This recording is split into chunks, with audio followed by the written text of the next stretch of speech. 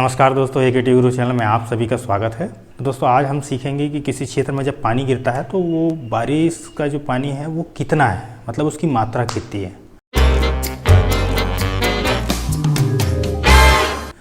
तो दोस्तों आपने बहुत सारे वीडियोस में देखा होगा या आपने कई जगह सुना भी होगा कि पानी की मात्रा को कैसे कैलकुलेट किए जाते हैं। तो अभी मैं साइंटिफिक तरीका बताता हूँ जो ज़्यादा करके जो एग्रीकल्चर इंजीनियरिंग बैकग्राउंड के जो बच्चे होते हैं वो इसके बारे में जानते हैं और पढ़ाई भी करते हैं।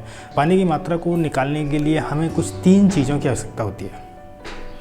पहली चीज़ होती है कि जिस क्षेत्र में हमें पानी की मात्रा निकालनी है तो वो क्षेत्र कितना है। एरिया को जानने के लिए हमने एक सिंबल है जिसका हम उपयोग करते हैं, अंग्रेजी का ए जो अक्षर है उससे हम एरिया कैलकुलेट करते हैं। अब एरिया अलग अलग तरीके से अलग अलग जगह हो सकता है। जैसे अगर तालाब की बात करें तो वो सर्किल गोल हो सकता है। बाकी हम अगर फील्ड या किसी खेत की बात करें तो वो आयताकार तरीके का होता है। तो आयताकार तरीके का यदि एरिया है, अगर मान लो हम देखें कि वो 10 हेक्टेयर का है तो 10 हेक्टेयर का जो एरिया है उसको हम उस 10 हेक्टेयर के एरिया में कितना पानी गिरता है ये हमें ज्ञात करना है। तो आगे हम सीखेंगे कि किस तरीके से वो हम निकाल पाएंगे। यदि यही एरिया एक सर्किल का जैसा है तो इसमें हमें रेडियस या त्रिज्या जो होती है उसका हमको वैल्यू पता करना होता है।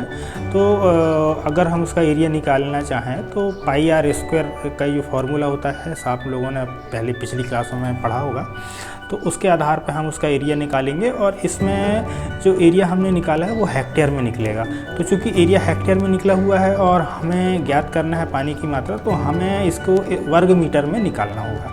वर्ग मीटर में निकालने के लिए आपने जैसे जानते हैं कि 10,000 का अगर हम उसमें 10,000 वर्ग मीटर का गुणा कर दें तो जो हेक्टेयर में जो एरिया है वो वर्ग मीटर में कन्वर्ट हो जाता है। तो इसी तरीके से हमने एरिया अगर हमने मान लिया कि 10 हेक्टेयर है जिसका हमको निकालना है कि 10 हेक्टेयर में कितना पानी गिर रहा है। दूसरी अगर हम बात करें तो दूसरी चीज़ आ जाती है कि एक दिन में अधिकतम पानी कितना गिरता है।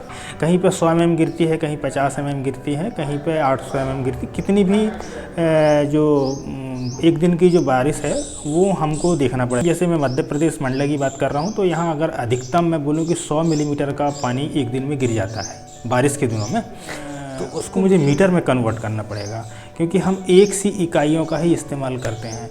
तो जब मैं 100 मिलीमीटर को यदि मैं मीटर में कन्वर्ट करूं तो इसमें 0.1 मीटर हो जाता है। इसमें मुझे पहले सेंटीमीटर में कन्वर्ट करके मीटर में कन्वर्ट कर सकते हैं या 1000 का भाग देना पड़ेगा, जिससे हमें ये निकल जाएगा कि मीटर में कितना पानी गिरता है। तीसरी और आखिरी बात आती है कि दोस्तों हर एक एरिया जो होता है वो कहीं ऊंचा, नीचा या प्लेन हो सकता है, अलग अलग सतह हो सकती है। तो सतह के आधार पर, उसकी ढलान के आधार पर पानी जो बहता है, कहीं पे स्पीड बहुत ज़्यादा होती है, कहीं पे उसकी गति कम होती है। प्लेन एरिया पे वो बहुत स्लो तरीके से बहता है, ढालू एरिया पे काफ़ी ज़्यादा बहता है। तो आप मेरे जो देख पा रहे हैं जो टेबल मैं आपको लोग को दिखा रहा हूँ, इस टेबल में अलग अलग सॉइल का जो टेक्सचर है इस आधार पर और इसकी ढलान के आधार पर इसमें कुछ कांस्टेंट दिए गए हैं। इसको हम कहते हैं सतही जल प्रवाह गुणांक। इसको हमें लेना होता है कि अलग अलग सॉइल भी है, उसकी वाटर होल्डिंग कैपेसिटी या पानी को धारण करने की क्षमता अलग अलग है। दूसरी बात इसमें निर्भर करती है कि उस ज़मीन पे अभी वर्तमान में क्या यूज़ हो रहा है, क्या वह खेती वाला है, क्या उस पर जंगल लगा हुआ है या ऐसी पड़ती ज़मीन है। तो इसके आधार पर ये कांस्टेंट को हमें सेलेक्ट करना पड़ता है।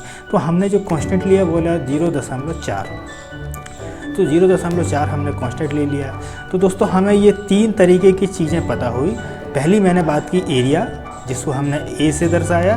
दूसरा मैंने बात की एक दिन की अधिकतम बारिश, जिसको मैंने आर से दर्शाया। और तीसरा और आखिरी कांस्टेंट की, जिसको सी से दर्शाया।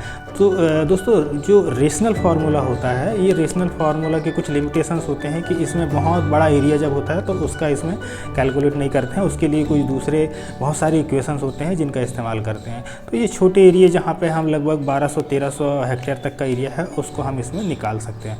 तो रेशनल फार्मूला में होता है कि जो पानी की मात्रा होती है वो अगर ज्ञात करना है तो इसमें CR/A, मतलब C/R/A अगर हम तीनों का गुणा कर दें तो Q निकल के आता है।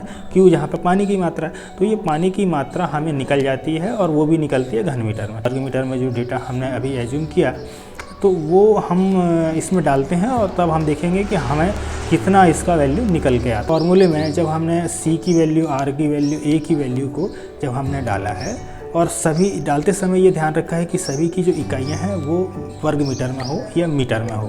तो जब हमने इसमें डाला तो जो पानी की मात्रा निकल के आ रही है वो आ रही है 400 घन मीटर।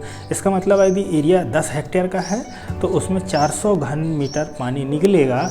वो तब निकलेगा जब अधिकतम बारिश 100 मिलीमीटर की होगी। तो दोस्तों इसी चीज़ का इस्तेमाल करके अलग अलग इंजीनियर अलग अलग स्ट्रक्चर्स का निर्माण करते हैं, उनका डिज़ाइन करते हैं कि कौन से स्ट्रक्चर्स को कितना पानी की आवश्यकता होगी, कितना पानी रोकना है। तो यही एक तरीका है जिसके माध्यम से आसानी से आप निकाल सकते हैं कि आपके किसी भी क्षेत्र में कितना पानी रुक रहा है। तो धन्यवाद दोस्तों। यदि ये वीडियो आप लोगों को अच्छा लगा हुआ है तो इसे और लोगों तक शेयर करें ताकि सभी को इसके बारे में पता चले।